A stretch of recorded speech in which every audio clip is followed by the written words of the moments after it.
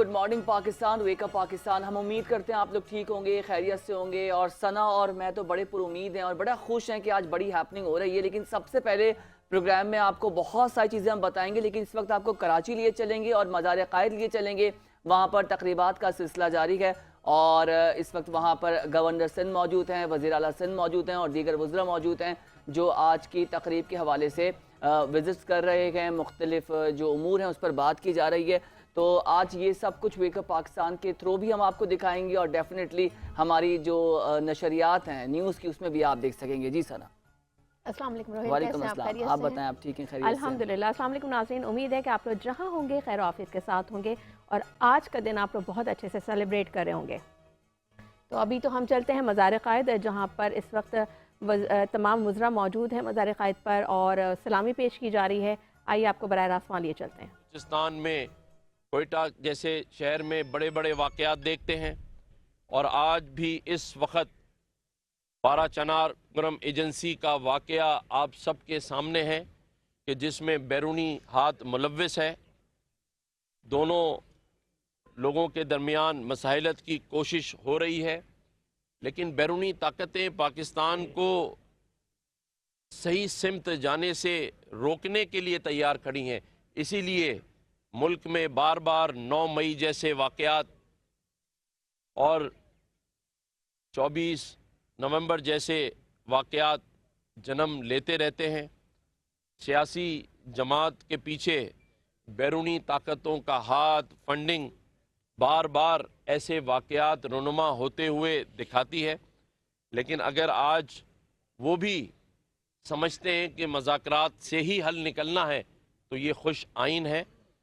मैं समझता हूँ कि हमें पूरे रीजन को देखना है, क्योंकि हमें तरक्की करने के लिए ऐसी मिसालें देखनी है कि जहाँ ज़रा सी कोताहियों ने बड़े बड़े मुल्क की हुकूमतें तो ख़त्म की ही, लेकिन उनकी सरहदों को भी गैर महफूज बना दिया। हमारे सामने शाम, लबनान, इराक़ जैसी मिसालें मौजूद हैं। इसलिए हमें शुक्र अदा करना चाहिए कि पाकिस्तान के पास एक मजबूत अफवाज है। हमें ये दुआ करनी चाहिए कि कश्मीरी मुसलमानों के लिए भी उसी तरह से आज़ादी हो जैसे हम इस पाकिस्तान में आज़ादी से रह रहे हैं। हमें फ़लस्तीन के मुसलमानों के लिए भी दुआ करनी चाहिए कि उन्हें भी आज़ादी के साथ रहने की इजाज़त हो। जो वाक़यात वहाँ हो रहे हैं उन्हें और उनकी रोकथाम की जाए। मैं समझता हूँ कि हम सही ट्रैक की जानिब गामज़न हैं और मुशावरत से एक दूसरे के साथ बैठकर इन मसाइल का हल इंशाअल्लाह ताला निकालेंगे। पाकिस्तान उसी तरफ चलेगा जो कायद आज़म मोहम्मद अली जिन्ना का फरमान था, उनकी सोच थी, उसी तरफ लेकर इंशाअल्लाह ताला हम सब मिलजुल कर चलेंगे। और मैं आखिरी में फिर ये दुआ गो हूँ कि अल्लाह ताला हमें तौफीक दे कि हम कायद आज़म मोहम्मद अली जिन्ना के फरमान और उनकी कही हुई बातों पर अमल करें और इस पाकिस्तान को उनकी सोच और उनके कहे हुए जो फरमान है उस पर लेकर चले। अल्लाह ताला पाकिस्तान का हामी और नासिर हो। बिस्मिल्लाहिर्रहमानिर्रहीम। आज 25 दिसंबर 2024 मुझे ये एजाज़ है कि मैं गवर्नर साहब के साथ अपनी सूबाई काबीना के साथ यहाँ कायद आज़म की मज़ार पे कायद आज़म मोहम्मद अली जिन्ना के 148वें यौम पैदाइश के मौके पे उनको खिराज अक़ीदत पेश करने के लिए हाज़िर हुआ। कायद आज़म ने हमें अपना प्यारा मुल्क पाकिस्तान दिया। अब ये हमारे ऊपर है कि कायद आज़म की विज़न के मुताबिक इस मुल्क को, जैसे गवर्नर साहब ने फरमाया, बैरूनी ताकतों से जो उनकी साजिशें हैं उनसे बचाएं। लेकिन इसका हल सिर्फ हमारे अपने पास है, हम सब के पास है। दुश्मन तो ज़रूर कोशिश करता है कि किसी न किसी तरीके से नुकसान पहुंचाए, लेकिन अगर हम सब मुत्तहिद होंगे तो मुझे ये पूरा यकीन है कि अल्लाह ताला के करम से हम इस मुल्क को अपने बाद आने वाली जो पाकिस्तान के शहरी हैं, हमारी नस्लें, उनके लिए एक बेहतर, अमन पसंद, तरक्की याफ्ता मुल्क बनाएंगे। हमें आज के दिन इसके साथ साथ जो कुर्बानियाँ हमारे शहदा ने दी हैं, चाहे वो शहीद जुल्फ़िकार अली भुट्टो हों जिन्होंने इस मुल्क को एटमी ताकत बनाया, चाहे शहीद मोहतरमा बेनज़ीर भुट्टो हों जिन्होंने मिसाइल टेक्नोलॉजी दे के इस मुल्क के दिफा को और मजबूत किया, और हमारे बहादुर अफवाज, हमारे रेंजर्स, हमारे पुलिस और बाकी जो शहदा हैं, ख़ास तौर पे जमहूरियत के शहदा, उनको याद करना चाहिए। इन्हीं शहदा के खून की वजह से ही हम आज मजबूत हैं।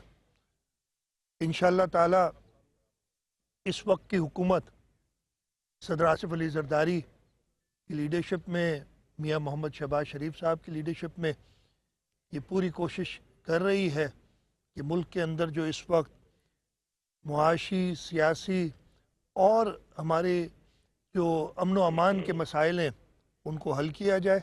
और इंशाअल्लाह ताला मुझे पूरा यकीन है कि मेहनत से, लगन से, नेक नियति से हम इन सारे मुश्किलात पे काबू पाएंगे। आज के दिन मैं मसीही बरादरी को भी मुबारकबाद देता हूँ, दुनिया भर की और ख़ास तौर पे पाकिस्तान में बसने वाली मसीही बरादरी जो क्रिसमस का त्यौहार मना रहे हैं उनको दिल की गहराइयों से मुबारकबाद। हम कायद आज़म मोहम्मद अली जिन्ना के मज़ार पे खड़े हैं जिन्होंने 11 अगस्त 1947 को कहा था कि ये मुल्क आज़ाद हुआ है जहाँ पे हर मज़हब वाले, मुसलमान अपनी मसाजिद को, ईसाई अपने गिरजाघरों को, हिंदू अपने मंदिरों को जा सकते हैं। और आज के दिन हमें ख़ास तौर पे ये अहद करना चाहिए कि जो कायद आज़म मोहम्मद अली जिन्ना का विज़न था इस मुल्क को जिस तरीके से बनाना था उस पर हम पूरा उतरें। मैं आखिर में जो फ़लस्तीन में इसराइली बर्बरियत है उसकी सख्त अल्फाज में मज़म्मत करता हूँ, और आलम इस्लाम बल्कि पूरी दुनिया की दरख्वास्त है कि मज़ालिम हो तो गाज़ा के इलाके में हो रहे हैं लेकिन इसके असरात पूरी दुनिया पे हो रहे हैं। और अगर इस दुनिया को हमने अमन का गहवारा बनाना है तो ये बर्बरियत चाहे वो फ़लस्तीन में हो जाए, चाहे कश्मीर में हिंदुस्तानी बर्बरियत हो, उसका पूरी दुनिया ने ना सिर्फ नोटिस लेना है बल्कि उसका ख़ात्मा करना है। इसलिए कि आज कहीं और कल उनकी तरफ भी ये मसला पैदा हो सकता है जो कि इस बर्बरियत की मजम्मत नहीं करते। मैं एक बार फिर पूरी कौम को कायद आज़म मोहम्मद अली जिन्ना की 148वीं सालगिरह पे मुबारकबाद देता हूँ। अच्छा सर, सवाल ये है कि आपने दोनों हजरात ने कौमी सलामती, अमन अमान का जिक्र किया, तो सर सिंध आलमी यतीम खाना बना हुआ है। कुछ अरसा पहले जो इलीगल इमिग्रेंट्स हैं उनके खिलाफ एक मुहिम भी चलाई गई थी हुकूमती सतह पे, वफाकी और सूबाई हुकूमतें एक पेज पर थी, लेकिन अब देखा जा रहा है कि कातिल कत्ल करके। नाज़रीन साथ आप बराह रास्त मुलाज़ा फरमा रहे थे गवर्नर सिंध कामरान टिसोरी और वज़ीर आला सिंध सैयद मुराद अली शाह जो है वो मीडिया से गुफ्तगू कर रहे थे। आज का बहुत ही बड़ा दिन है और स्पेशली पाकिस्तानियों के लिए। मैं यहाँ पे एक बड़ा मशहूर सॉन्ग है रोहिल, हमने बचपन में अपने स्कूल में टैबलोस करते थे आज के दिन की मुनासबत से, तो वो गाना मुझे बड़ा पसंद है, तो उसके चंद अशार आपकी खिदमत में पेश करना चाहूँगी। क्या बात है भाई। यूं दी हमें आज़ाद के दुनिया हुई हैरान, ए कायद आज़म तेरा एहसान है एहसान। और बिल्कुल कायद आज़म का हम पे, पाकिस्तानी कौम पे ये एक बहुत बड़ा एहसान है, क्योंकि वो एक सिर्फ लीडर नहीं थे, वो एक हमारे लिए एक मशअल राह हमारी एक जला के चले गए और पाकिस्तान को वो कुछ उन्होंने बख्श दिया जो जिसका ख्वाब इकबाल ने देखा, उसको ताबीर जो है वो कायद आज़म मोहम्मद अली जिन्ना ने एक विजन दिया और बिल्कुल। उसके बाद जिस तरह से क़याम पाकिस्तान की बुनियाद रखी गई, लोगों ने इस पे बड़ी जिद्दोजहद की और आज भी समझ लें कि हम एक स्ट्रगल पीरियड पे हैं। हमने बहुत कुछ अचीव कर लिया और बहुत कुछ अचीव करना है। कायदे आज़म के बाद हमारे मुताल्लिका इदारों ने पाकिस्तान की जिस तरह से खिदमत की है, हमारे कुछ ऐसे लोग जिन्होंने पाकिस्तान के लिए अपनी जान और ज़िंदगी कुर्बान कर दी है, ख़ास तौर पे पाकिस्तान के दिफाई मामला सना, जिस पे पाकिस्तान के साथ आप समझ लें कि सिर्फ एक स्ट्रगल नहीं थी कि एक अलग रियासत का तस्वुर बना देना या उसके बाद की ज़िम्मेदारी ख़त्म हो जाना। ریاست بنانے کے بعد کی ذمہ داری سب سے زیادہ ہے، جو اس وقت ہمارے تمام تر متعلقہ جو انسٹیٹیوشنز ہیں اور تمام جو سرکاری سطح پر لوگ بیٹھے ہوئے ہیں، جس طرح سے وہ پاکستان کی فلاح اور بہبود کے لیے دن رات کوشاں اور کام کر رہے ہیں، ان کو بھی سلام۔ اور اسی طریقے سے پاکستان جو ہے اپنی منزل کی طرف آگے رواں دواں ہیں۔ آپ دیکھیے کہ ان سالوں میں ہم نے کیا کچھ کھویا اور کیا کچھ پایا اور کیا کچھ ہم نے ابھی اچیو کرنا ہے، تو ہمارا اسٹرگل کا ٹائم ابھی بھی جاری ہے سنا۔ بالکل اسٹرگل کا ٹائم جاری ہے، اور دوسری بات یہ ہے کہ روہل قائد اعظم نے تو اپنا کام کر دیا، ہمیں ایک ملک ایک الگ ریاست بنا دی جہاں پہ ہم آزادی کے ساتھ سانس لے سکتے ہیں، سر اٹھا کے جی سکتے ہیں، ہم پہ کوئی غلامی کا توق نہیں رکھا ہوا، ٹھیک ہے۔ تو یہ چیزیں ہماری آنے والی نسلوں کے لیے بھی کافی یہ اس سے ایگزامپل لینے کی ضرورت ہے، کیونکہ انہوں نے یوتھ کے اوپر بھی کافی زور دیا تھا، کیونکہ بڑا کام کیا۔ اچھا سنا، ایک بار پھر مزار قائد چلتے ہیں۔ وزیر اعلیٰ سندھ مراد علی شاہ اس وقت جو ہے صحافیوں کے سوالوں کے جواب دے رہے ہیں، وہ آپ کو دکھاتے ہیں، پھر مزید اس پہ بات کرتے ہیں۔ وزیر اعلیٰ سندھ کی طرف آپ کو لے کے چلتے ہیں۔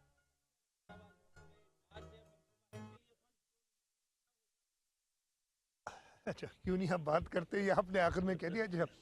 سب سے پہلے تو جب آپ نے پورا جواب بھی دے دیا، نہیں میں بات کرتا ہوں اور کرتا رہا ہوں، اور آپ کو اس دفعہ اگر آپ پی ایس ڈی پی اٹھا کے دیکھ لیں، اس سال سندھ کی اسکیمیں جو سندھ حکومت ایگزیکیوٹ کر رہا ہے، اس کے لیے تقریباً 80 ارب روپے مختص کیے ہیں وفاق نے، اور یہ اس سال ہوا ہے۔ اس سے پچھلے سالوں میں یہ رقم گھٹ کے 5-6 ارب روپے پہ آ گئی تھی، اور یہ اس کے علاوہ ہے جو وہ منصوبے ہیں جو وفاق یہاں پہ ایگزیکیوٹ کر رہا ہے۔ ریلیزز کم ہوئی ہیں، اس کا میں نے شکایت کی ہے وفاق سے، بہت سخت شکایت کی ہے، اور اس کے علاوہ جو ہمارے آئینی ادارے ہیں ان کی میٹنگز نہ ہونے کے بارے میں سخت شکایت کی ہے۔ کونسل آف کامن انٹرسٹ کا ہونا ہے اجلاس۔ آپ نے 2 منصوبوں کی بات کی، جام شورو سے سیون والا روڈ تو 2017 میں اپروو ہوا تھا۔ 2017 میں سندھ حکومت نے اس کے آدھے پیسے، ایک وفاقی روڈ کو، یہ کہیں اور نہیں ہوتا، ہمیں انفارچونیٹلی یہ کرنا پڑتا ہے، اس روڈ کو آدھا سندھ حکومت نے فائنینس کیا تھا، اور وہ پیسے ہم نے اپریل 2017 میں دے دیے تھے۔ اب تقریباً، اس لیے کہ میرا وہاں سے آپ کا بھی گزر ہوتا ہے کافی، کوئی 20 کلومیٹر کا، اس سے بھی تھوڑا کم پیچ رہ گیا ہے جو ہونا ہے 135 کلومیٹر میں سے۔ مجھے امید ہے کہ وہ جلدی ہوگا، اور میں نے اس پہ جو بھی وزرائے اعظم ہیں، نہ صرف ان کو لکھا ہے بلکہ ان کو، جیسے آپ کچھ کہتے نہیں، آپ نے کہا تھا، بڑی پبلک فورمز پہ بھی کہا ہے، اور یہاں پہ ایک بار پھر کہہ رہا ہوں۔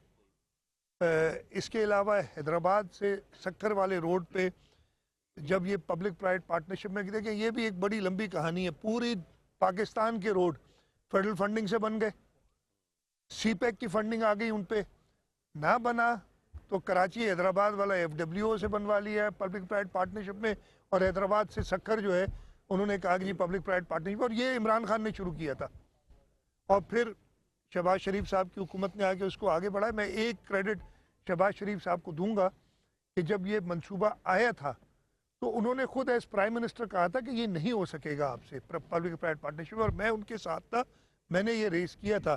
اس وقت کے وفاقی وزیر اور باقی لوگوں نے کہا نہیں جی ہمارے پاس بڑی اچھی ٹرانزیکشن آ گئی ہے اور ہم اس کو بنائیں گے۔ انفارچونیٹلی ہوا یہی، سال ایک انہوں نے اس پہ کوشش کرتے رہے اور ان سے فائنینشیل کلوز نہیں ہوا۔ ابھی بھی ہماری ڈیمانڈ وفاقی حکومت سے یہی ہے کہ اس کو وفاقی فنڈ سے بنایا جائے، اگر چائنیز ہیلپ لینی ہے تو اس روڈ کے لیے لیجیے، اور یہ صرف یہ بات نہیں کہ یہ سندھ کے لوگوں کا فائدہ ہے، اس لیے میں کہہ رہا ہوں یہ پورے پاکستان کی کاروبار کے لیے ضروری ہے۔ میں بھی کچھ دنوں پہلے لاہور گیا تھا، وہاں لاہور کے انڈسٹریلسٹ نے مجھے کہا کہ جی یہ کیوں نہیں بنتا؟ میں نے کہا آپ ادھر بیٹھے ہیں لاہور میں، آپ وفاقی حکومت سے کہیں یہ وفاقی روڈ ہے، ہم نے کچھ تو وفاقی روڈ نہیں ہے، آپ نے کراچی ٹھٹا ڈیول کیریج میں دیکھا ہے، وفاقی روڈ تھا، سندھ حکومت نے بنایا اسے، لیکن ہمارے بھی وسائل محدود ہیں، ہم انٹرنیشنلی بورو نہیں کر سکتے اتنا بڑا اماؤنٹ، اس لیے میں آپ کے توسط سے اس قائد اعظم کی مزار کے سائے تلے ایک بار پھر کہتا ہوں کہوں گا کہ جب اگلی بار وزیر اعظم سے فنڈ مانگے تو کراچی کے لیے بھی تھوڑا مانگے تاکہ کراچی کے روڈ راستے بھی بن جائیں۔ اچھا یہ عادت سے مجبور، میری عادت سے مجبور، اب میں آپ کو گناتا ہوں، میں آپ کو گناتا ہوں، نہیں جو وزیر اعظم سے میں نے مانگے اور ملے، K4 बस complete एक हो जाएगा सेकंड आपके? 25 अरब माशाल्लाह। आपका कलरी बिगार फीडर की लाइनिंग जो K4 के लिए जरूरी है, 40 अरब का प्रोजेक्ट, 20 अरब हमारे, 20 अरब वफाक के। साइड के रोड्स वो वजीर आजम साहब ने खुद 5-5.5 अरब के बढ़ के हो गया कितना। उसके अलावा PWD जो है गटर नाले बहुत बना रही है, वो अभी भी बना रही है, जो मेरा उस पर इतराज है, लेकिन अभी भी वो चल रहे हैं। इमरान खान से ले लिए थे, फिर वो इमरान खान को भी मैं कहता था यार छोड़ो इन चीज़ों को, कोई अच्छे काम करो इधर, और अभी भी वो चल रहा है। तो ये सारी चीज़ें तो कराची मेरा शहर है, हम सबका शहर है। मेरा शहर है। जैसे पूरे आप तो सिर्फ कराची को कहते हैं ना, आप सिंध के गवर्नर है मेरे भाई। नहीं मैंने आपने कहा मेरा शहर, मैंने कहा हम सबका शहर। बिल्कुल है, मैंने कहा मेरा शहर हमारा है। अभी तो मैं बात कर रहा हूँ ना, मैं अपनी बात कर रहा हूँ। कराची मेरा शहर है, और कराची की तरक्की के लिए मैं ये दावे से कह सकता हूँ कि जो वसाइल हमारे पास मौजूद हैं, अभी पिछले दिनों, अभी कितना टाइम हुआ है, 10 दिन हुए, KWSSIP का पार्ट 2 $260 मिलियन वर्ल्ड बैंक से अप्रूव कराए कराची शहर के लिए, यही ऑगमेंटेशन के लिए। तो ये मैं तो ये कहूँगा कि कभी मेरी तरफ से तो ऐसे कोई तफरुक पैदा नहीं किया गया पूरे सिंध की डेवलपमेंट के लिए। हकीम साहब, मेरा सवाल यह है कि एक जानिब हम जब कहते हैं 9 मई के वाकयात, उसके सहूलत का, ऐसे ही लोगों से सियासी जमातें मुज़ाकरात की क्यों हामी, वफाकी हुकूमत क्यों ऐसे लोगों के साथ मुज़ाकरात की बात कर रही है? अच्छा मैं आपको जवाब देता हूँ। 9 मई के जो भी लोग थे उनको तो आपने देखा सजाएं भी हुई हैं अभी, 25 लोग हैं। ठीक है। उसके अलावा उसके पीछे जो है उनके ऊपर केसेस चल रहे हैं। जब तक कोई कन्विक्ट नहीं हो जाता वो उस वक्त तक मुलजिम है, नंबर 1। सेकेंडली, जमहूरियत का हुस्न यही है कि आप मुज़ाकरात करें। मुज़ाकरात तो दुश्मन ममालिक से भी किए जाते हैं, लेकिन जनाब आपने ये मज़ार कायद के मनाजिर देखे। गवर्नर वज़ीर आला सिंध मुश्तरका तौर पर प्रेस कॉन्फ्रेंस कर रहे थे, उसके बाद सहाफ़ियों से उनके सवालों का जवाब दे रहे थे और मुख्तलिफ जो सियासी उमूर हैं उस पर बात की जा रही थी। 25 दिसंबर की बात करते गए। 2 बड़े इंपॉर्टेंट इवेंट्स हैं नाज़रीन। आज अगर बात की जाए कायद आज़म की, तो उनके विलादत के हवाले से भी पूरे पाकिस्तान में और दुनिया भर में, बिलखुसूस जहाँ पाकिस्तानी बसते हैं वहाँ पर इस दिन को बड़े जोश और जज्बे के साथ मनाया जाता है। ख़ास तौर पे इंटरनेशनली लोग जो है सकाफ़त के हवाले से भी अपने जो जज्बात हैं पाकिस्तान होने के और मुहिब वतन होने के, उसको भी सेलिब्रेट करते हैं। दूसरा ये कि इस क्रिसमस में भी आज हमारे जो मसीही भाई हैं वो भी अपना त्यौहार जो है बड़े जोश और जज्बे के साथ मना रहे होते हैं। तो दोनों बड़े इंपॉर्टेंट इवेंट्स हैं अगर बात की जाए 25 दिसंबर की। क्यों सना? बिल्कुल ऐसा ही। और आपने देखा होगा स्पेशली जो क्रिसमस कम्युनिटी है, क्रिश्चियन कम्युनिटी है, वहाँ पे जो बच्चे हैं उनको सेंटा क्लॉस और ये सारी चीज़ें बड़ा अट्रैक्ट कर रही होती हैं। और देखिए, मज़हब कोई भी हो, कोई भी मज़हब आपको इंतहा पसंदी या इंतशार फैलाने का दर्स नहीं देती। इनका भी जो मेन विजन है वो यही है, मोहब्बत और अमन। तो ये जो त्यौहार होते हैं बेसिकली इसलिए होते हैं कि आपकी जो स्पिरिचुअलिटी है या आपके अंदर के जो जज्बे हैं उसको दोबारा से एक एनर्जी मिल सके, एक बूस्ट मिल सके। और ये छोटी छोटी चीज़ें होती हैं ज़िंदगी में जिनको सेलिब्रेट करके हम खुशियाँ बांटते हैं एक दूसरे के साथ। तो आप भी खुशियाँ बांटिए, अपने इर्द गिर्द लोगों को देखिए। और अगर आप साहिब इस्तिताअत हैं और आप समझते हैं कि क्योंकि देखिए जो सफ़ेद पोश लोग होते हैं वो अपने मुंह से कुछ नहीं मांगते, तो ऐसे जो छोटे त्यौहार होते हैं या छोटे बड़े जो भी त्यौहार होते हैं, तो आपके घर में अगर खुशियाँ हैं तो आप ये ज़रूर इस बात का ख्याल करें कि आपके इर्द गिर्द जो लोग रह रहे हैं क्या वो भी इस त्यौहार को आपकी तरह मना पा रहे हैं, और अगर नहीं तो उनको भी उस तरह से सेलिब्रेट करने के लिए आप अपना हिस्सा डाल सकते हैं। बिल्कुल। और सना ने इतनी खूबसूरत बात की कि हर मज़हब जो है वो इंतशार नहीं फैलाता, वो नेगेटिव थॉट्स नहीं देता। और अगर बात करें हर मज़हब की और इन त्योहारों की, देखें ये जो क्रिसमस है यहाँ पर बेसिक ये कि गिफ्ट्स देना, यानी तहाइफ की तकसीम। और तहाइफ की तकसीम अगर हम अपने मज़हब की बात करें तो बहुत खूबसूरत रिश्ता है, बहुत खूबसूरत एहसास है एक दूसरे के लिए, चाहे आपके माँ बाप के लिए हो, दोस्तों के लिए हो, कि तहाइफ तकसीम करना, लेना देना, इससे प्यार बढ़ता है, इससे एक राबता बढ़ता है, इससे ये भी एक कम्युनिकेशन का जरिया है, ये भी राबतों का जरिया है। एक जेस्चर होता है, एक बड़ा खूबसूरत एहसास होता है। आप गिफ्ट की देखिए, उस गिफ्ट की शायद इतनी अहमियत नहीं होती, लेकिन उस गिफ्ट को देने के पीछे जो एक जज्बा होता है वो बड़ा इंपॉर्टेंट लेकिन होता जो है। समझना चाहे ना, जो शऊर रखते हैं उनके लिए बड़ी ये चीज़ मैटर करती है। वो कहते हैं कि गिफ्ट चाहे जैसा भी हो गिफ्ट है, आपने हमारे लिए सोचा, हमारे लिए वक्त निकाला, हमारे लिए اپنے قیمتی وقت میں سے ٹائم نکالا اور ہماری پسند کے حساب سے آپ نے اپنی زندگی کا بیسٹ حصہ کہ ہم اس لمٹ میں آ کر یہ اگلے بندے کو تحفہ دے سکتے ہیں, پریزنٹ کر سکتے ہیں, گفٹ دے سکتے ہیں. تو ایک اچھا یہ احساس ہے اور یہ ہر مذہب میں ہونا چاہیے اور ہوتا بھی ہے, اور مقصد یہی ہوتا ہے کہ پیار بانٹیں, محبتیں بانٹیں. اور یہی آج کے دن جو ہے دنیا بھر میں لوگ کرسمس منا رہے ہوتے ہیں اور سیلیبریٹ کر رہے ہوتے ہیں. اور جس طرح سے ہمارے بھی اگر کوئی بھی تہوار ہو یا دیگر مذاہب پہ کوئی بھی تہوار ہو, مقصد ہی یہ ہے کہ خوشیاں بانٹیں, محبتیں گھر والوں کے ساتھ, دوستوں کے ساتھ. بالکل ایسا ہی ہے.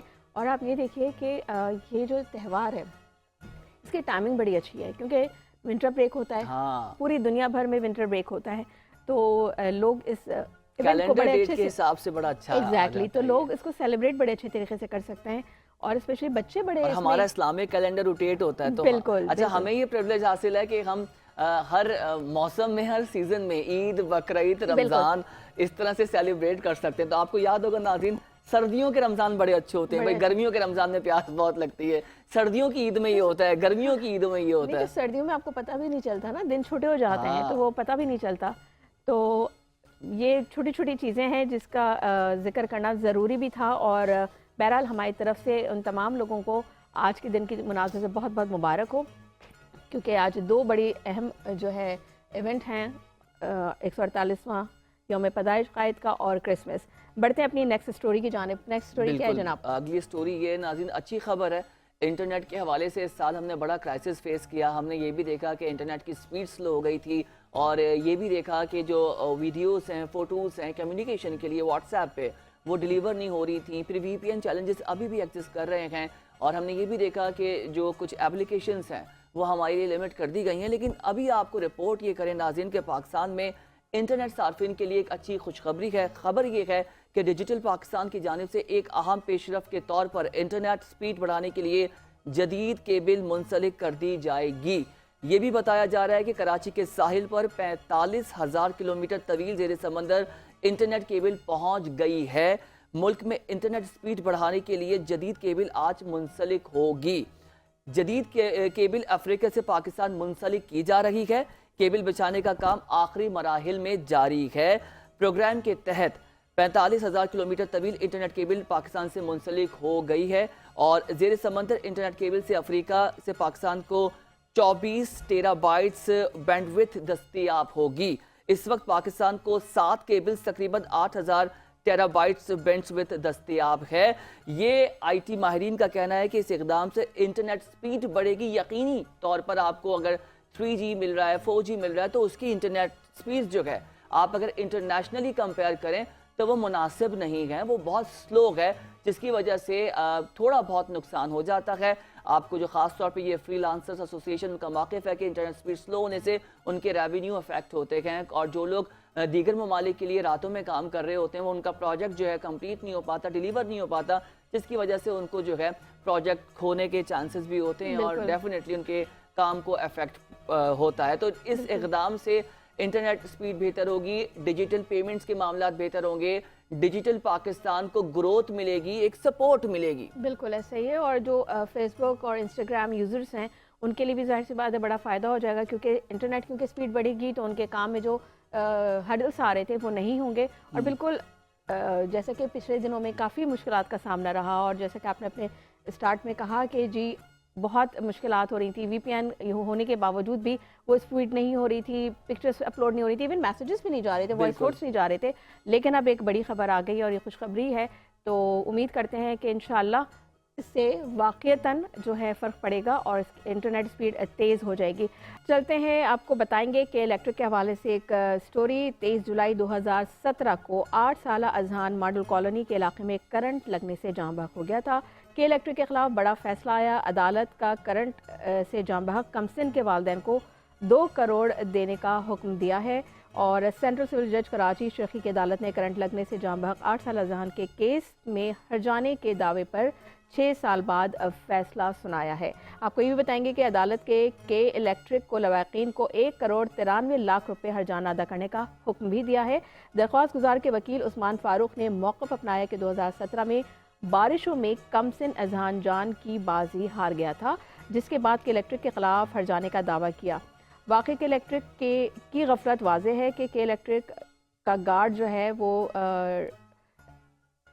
وائر لگنے سے جو ہے وہ جاں بحق ہوا تھا۔ تو اس طرح کے جو واقعات رونما ہوئے ہیں بڑا ہی تکلیف دہ ہوتے ہیں، اور جن کے یہ بچے اس طریقے کے حادثے میں جاں بحق ہو جاتے ہیں ان والدین کے لیے بڑا مشکل ہوتا ہے بالکل۔ ان کی اس موت کو کہ یقین کرنا کہ ان کا بچہ اب ان کے بیچ نہیں ہے، اور اس طرح کے کئی واقعات ہوئے ہیں۔ لیکن اب بہرحال عدالت کی طرف سے جو ہے وہ فیصلہ آ گیا ہے، 8 سالہ بچہ جو ہے وہ جاں بحق ہوا تھا کرنٹ لگنے سے۔ تو اس طرح کے واقعات نہیں ہونے بالکل، چاہیے اور اس کی سیفٹی میجرز ہونے چاہیے۔ بالکل، اور 2 بڑے امپورٹنٹ پوائنٹ ہیں۔ ایک تو یہ کہ 6 سال کی تاخیر کے بعد بھی فیصلہ دیا تو کیوں دیا؟ 6 سال کی تاخیر بہت زیادہ ہے، تو عدالتی فیصلے ہیں، اس پہ بھی ہمیں بہت کام کرنے کی ضرورت ہے۔ ہماری جو جوڈیشری ہے، کانسٹیٹیوشن کا نظام ہے، اس کو بہت بہتر کرنا پڑے گا۔ دوسرا پوائنٹ یہ ہے کہ اس بچے کی جو موت ہو گئی اس کے الیکٹرک کی غفلت کی وجہ سے، یہ جو 2 کروڑ روپیہ ہے یہ اس بچے کی موت کی قیمت کا تعین نہیں کر سکتا، بلکہ یہ جرمانہ بھاری بھرکم اس لیے ہے کہ الیکٹرک اپنی ذمہ داری کو بخوبی انجام دے اور خیال کرے کہ جہاں پر کھلی اور اس طرح کی وائرنگ ہے اس پہ مرمتی کام کرے، اس کو ٹیپ کرے، اس کو پراپر اس پہ دیکھے، کیونکہ اتنا زیادہ وصول کیا جا رہا ہے بل کی مد میں ٹیکس اور یونٹ کے پرائسز، کہ اب الیکٹرک کی ذمہ داری ہے کہ اپنا جو بجلی کا کام ہے اس کو طریقے سے کرے تاکہ ایسے واقعات مزید جو ہے وہ آگے جا کے نہ ہو، چاہے بارش ہو، آندھی آئے، طوفان آئے، آپ نے اپنے وائرنگ کا کام انڈر گراؤنڈ کرنا ہے یا آپ کو پولنگ کے تھرو کرنا ہے، جیسے بھی کرنا ہے، یہ آپ کی اب ذمہ داری ہے۔ آپ ریگولیٹر کی حیثیت سے پورے کراچی پہ چھائے ہوئے ہیں اور آپ بھاری بھرکم پیسہ کراچی والوں کی جیبوں سے لے رہے ہیں، تو لہٰذا آپ اس پہ ذمہ داری سے کام کریں، نہیں تو عدالت کے اس طرح کے فیصلے کو ہم اور زیادہ عوام سپورٹ کر رہی ہے، اور یہ 2 کروڑ بھی نہیں ہے، عوام کے جو جذبات ہیں وہ تو یہ چاہ رہے ہیں کہ جرمانہ اور زیادہ دیا جائے، کیونکہ یہ کوئی مذاق نہیں ہے، آپ کسی کی بھی جان غفلت کی وجہ سے گئی ہے۔ بچے کے اوپر ذمہ داری نہیں، بچے تو شیطانی کریں گے، بچے شریر ہیں، بچوں کو تو آپ گائیڈ لائنز۔ اور ایک اور بات ہے روہیل، جب بارش کا موسم ہوتا ہے تو ظاہر ہے بچے باہر بھی نکلتے ہیں، انجوائے کرتے ہیں بارش کو، ایک تو ظاہر سی بات ہے لوگ انتظار میں ہوتے ہیں کہ اللہ کی ابر رحمت برسے اور اس کو انجوائے کریں، لیکن کراچی شہر میں دیکھا گیا کہ یہ کہ الیکٹرک کی غفلت سے اس قسم کے پے در پہ واقعات جو ہے دیکھنے میں آئے، لیکن عدالت کا یہ فیصلہ مناسب ہے۔ یہ بھی سوال ہے کہ اتنے عرصہ کیوں لگا، لیکن بہرحال کتنا بھی آپ ہرجانہ ادا کر دیں، کتنی بھی آپ قیمت ادا کریں، لیکن اس بچے کی جان واپس نہیں آ سکتی، ان ماں باپ کا جو لگتے جگر تھا وہ واپس نہیں آ سکتا۔ تو یہ کہ الیکٹرک کو بہت ہی سنجیدگی سے اس پہ کام کرنے کی ضرورت ہے۔ جو والدین اولاد صاحب اولاد ہیں وہ ذرا سوچیں، جب یہ ان کو پیسہ دیا جائے گا تو ان کے اوپر تو ویسے ہی قیامت ٹوٹے گی کہ بچہ تو زندگی میں ہے نہیں، اس کی وجہ سے یہ پیسہ ہم کو مل رہا ہے، تو یہ پیسہ تو ان کے کسی کام کا نہیں ہے نا، ان کی تو اولاد آ نہیں سکتی۔ تو بس اللہ تعالیٰ ہم سب پہ اپنا رحم کرے اور اس طرح کے واقعات سے سب کو جو ہے دور رکھے اور ایسے واقعات نہ ہوں زندگی میں، کیونکہ آپ کے لیے بڑا جو ہے زندگی گزارنے کے لیے بڑا چیلنج بن جاتا ہے، بڑی مشکلات آپ کو ہوتی ہے۔ بالکل، ابھی آپ یہ دیکھیے کہ الیکٹرک کی تو غفلت تھی، لیکن جو لوگ کراچی کو اون کرتے ہیں، ٹھیک ہے، کراچی کو کہتے ہیں یہ ہمارا کراچی ہے، تو وہ لوگ کہاں چلے جاتے ہیں؟ جب اس طریقے کے واقعات ہوتے ہیں تو لوگ اپنے فوٹیجز بنانے کے لیے آ کے میڈیا سے گفتگو بھی کرتے ہیں اور بڑے بلند و بانگ دعوے بھی کرتے ہیں کہ ان کو انصاف بھی دلایا جائے گا اور اس طرح کے مزید واقعات نہیں ہوں گے، اس کی روک تھام کے لیے وہ اپنا کردار ادا کریں گے۔ لیکن دیکھا یہ گیا ہے کہ ان کی جانب سے ایسے کوئی بھی اقدامات نہیں اٹھائے جاتے، کیونکہ کے الیکٹرک تو سمجھتا ہے کہ جی وہ تو بس اپنی میں کہنا چاہوں گی کہ کے الیکٹرک تو اس وقت بالکل ملک کا سمجھتے ہیں کہ کرتا دھرتا بنا ہوا ہے، جو میں آپ کو ایک رپورٹ دوں ابھی کراچی کے حوالے سے۔ خبر یہ ہے کہ کراچی میں ایسے بیشتر علاقے ہیں جہاں پر کھلی لائنیں ہیں، جہاں پر پی ایم ٹی کے ساتھ جو تار جاری ہے وہ بھی کھلی پڑی ہوئی ہے، اس کو کوئی کور نہیں کیا گیا۔ اس کے علاوہ ایسے بھی علاقے ہیں جہاں پر پراپر جو ہے وائرنگ اس طرح سے بنائی ہوئی، اس طرح سے کنورٹ کیا ہے کہ وہاں پہ جو ہے شارٹ سرکٹ بھی ہو سکتا ہے۔ تو آپ دیکھیں کہ اس وقت بجلی کا جو نظام ہے وہ آپ کے سامنے ہے۔ پھر دوسری امپورٹنٹ بات یہ کہ عدالت سے گزارش کر سکتے ہیں، عدالت سے انصاف کی توقع ہے کہ جو بجلی کے پرائسز ہیں خوددارہ اس پہ تھوڑا خیال کریں، کیونکہ لوگ پریشان ہو گئے ہیں۔ سردیوں میں بھی پہلے ریلیف مل جایا کرتا تھا، لیکن کے الیکٹرک کی طرف سے اس دفعہ آپ کو ونٹر میں بھی کوئی ریلیف نہیں ملا ہے۔ اتنے زیادہ بھاری بھرکم بل ادا کرنے پڑ رہے ہیں شہر قائد میں رہنے والوں کو، اور یہ تو گھریلو صارفین کا حال ہے جو کاروبار کیے ہوئے ہیں، جن کے کمرشل یونٹس ہیں، وہ پریشان بیٹھے ہوئے ہیں، کمانے کو ان کے پاس کچھ بھی نہیں ہے، وہ کیا بل پے کریں گے؟ اور مزے کی بات یہ ہے کہ بہت سے علاقوں میں ونٹرز میں بھی لوڈ شیڈنگ کا جو ہے وہ شیڈول 4 گھنٹے ہو رہی ہے، 1.5 گھنٹے 2 گھنٹے 3 گھنٹے کے حساب سے یہ آن ریکارڈ ہے، اور اب باقاعدہ کے الیکٹرک اس کو شائع کرتا ہے۔ اگر آپ لوگوں نے اپنے موبائل ایپ کی ہوئی ہوگی تو آپ کے گھر کے حساب سے آپ کا شیڈیول آ جاتا ہے جی لوڈ شیڈنگ کا کہ آج صبح سے جو ہے آپ کے پاس لائٹ نہیں ہوگی شام تک، مطلب شام بولتے ہیں لیکن وہ مزید ایکسٹینڈ ہو جاتا ہے، وہ آپ کو رات میں 7-8 بجے تک پھر وہ لائٹ آتی ہے. تو یہ حال ہے، مطلب بجلی کے نرخوں میں پے در پہ اضافہ، بے دریغ اضافہ ہو رہا ہے، لیکن سہولیات کے نام پہ جو ہے زیرو ہے، ان کی پرفارمنس بالکل زیرو ہے. اور جس طرح کہ آپ نے بھی ابھی ذکر کیا کہ پی ایم ٹیز کھلے ہوئے ہوتے ہیں اور ان کی وائرنگ بھی کھلی ہوئی ہوتی ہے، تو یہی جو نیگلیجنس ہے جس کی وجہ سے جب برسات کا موسم ہوتا ہے تو جو ہے وہ نقصان ہوتا ہے. سردی میں بھی اتنا بتائیں، اتنی لوڈ شیڈنگ سمجھ سے باہر ہے کیونکہ سردی میں ہونی نہیں چاہیے. اور ہم ڈیجیٹل پاکستان کی بات کریں، بنیادی ضروریات ہمارے پاس نہیں ہے، پانی نہیں ہے، بجلی نہیں ہے، گیس نہیں ہے، یہ سب معاملات تو چلتے رہیں گے. مجھے تو لگتا ہے ہمیں پرانے وقتوں میں چلے جانا چاہیے کہ وہ لکڑی کے چولہے ہوتے تھے، لکڑی مہنگی کر دیں گے، وہ لکڑی آپ آگ جلانے جس چیز کی مانگ بڑھ جاتی ہے. کل بھی ہم نے شو میں بات کی تھی کہ جس چیز کی مانگ بڑھ جاتی ہے اس کی قیمتوں میں ہوش شبہ اضافہ کر دیا جاتا ہے. مطلب کوئی پوچھنے والا نہیں ہے، کوئی چیک اینڈ بیلنس کرنے والا نہیں ہے، عوام بس بلبلاتی رہتی ہے، احتجاج کرتی رہتی ہے، لیکن بہرحال ان کی سنوائی نہیں ہوتی اور ان کے مسائل حل نہیں کیے جاتے. اور پھر ہم بات کرتے ہیں بڑی ترقی کر رہے ہیں. بالکل. اب یہ بتائیں آج کل آپ کے پاس شادیوں کے انویٹیشنز تو بہت آ رہے ہیں. میں کل ہی مہندی سے آئی ہوں اور میں بغیر سوئے آئی ہوں، تو کیونکہ یہ سیزن ہے شادیوں کا، تو ماشاءاللہ سے بہت شادیاں آتے یہ بولا میری رات کی نیند پوری نہیں ہوئی. بھائی ہم کیا کریں، آپ کی رات کی نیند پوری نہیں ہوئی، آپ شادیاں ہیں. تو چاہے آپ کے نجی معاملات ہوں، سیاسی معاملات ہوں، ہر جگہ جو ہے اس وقت شادیاں چل رہی ہیں پورے پاکستان میں اور دنیا بھر میں. اور اب یہ سیزن کے لوگوں کو اچھا بھی لگتا ہے، ویکیشن بھی مل جاتے ہیں، ٹھنڈا موسم ہوتا ہے تو لوگ کر لیتے ہیں. خبر یہ ہے سیاست کے حوالے سے آپ کو بتائیں کہ جاتی عمرہ میں نواز شریف کے پوتے کی شادی کی تیاریاں جاری ہیں اور مسلم لیگ نون کے سربراہ میاں نواز شریف کے پوتے زید حسین نواز کی شادی کی تیاریاں اس وقت بھرپور طریقے سے جاری ہیں.